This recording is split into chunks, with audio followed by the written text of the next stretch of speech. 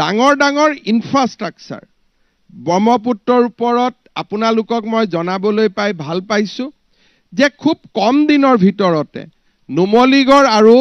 গহপুৰৰ মাজত টানেল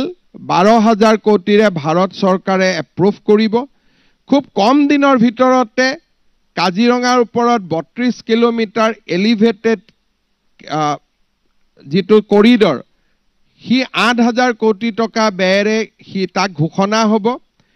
শিলচৰলৈকে 5 ঘণ্টাত যাব পৰাকৈ পঞ্চগ্ৰামত থিয় হ'ব পৰাকৈ 32,000 কোটি টকাৰে এক্সপ্ৰেছ হাইৱে এটা ভাৰত চৰকাৰৰ চূড়ান্ত বিবেচনাধীন হৈ আছে বৰাপানীলৈকে যাম বৰাপানীৰ পৰা পোনে পোনে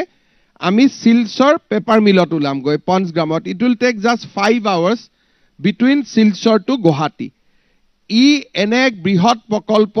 ভাৰত চৰকাৰৰ শেষ পৰ্যায়ত বিবেচনাধীন হৈ আছে মই খুব সোনকালে ভাল খবৰ আশা কৰিছো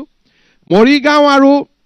দৰঙৰ মাজত নতুনকৈ এখন ব্ৰহ্মপুত্ৰৰ ওপৰত দলং মই খুব সোনকালে আশা কৰিছো নাৰেংগী কুৰুৱা দলঙৰ কাম ফেব্ৰুৱাৰী মাহত আৰম্ভ হ'ব এই বছৰৰে আৰু পলাশবাৰী শুৱালকুছিৰ মাজত দলঙৰ কাম ইতিমধ্যে আৰম্ভ হৈছে গুৱাহাটী আৰু উত্তৰ গুৱাহাটীৰ দলং যাক আমি কুমাৰ ভাস্কৰ বৰ্মা সেতু নামে নামাঙ্কিত কৰিছো এই কুমাৰ ভাস্কৰ বৰ্মা সেতু আমি এই বছৰৰ জুন জুলাই মাহত আমি শুভ উদ্বোধন কৰিব পৰা অৱস্থালৈ আমি গতি কৰিম ইমান ডাঙৰ মডাৰ্ণ ইনফ্ৰাষ্ট্ৰাকচাৰ আগতে আমাৰ ৰাজ্যত কেতিয়াও হোৱা নাছিল আৰু উই আৰ নাও এন্টাৰিং ইন এ নিউ ফেজ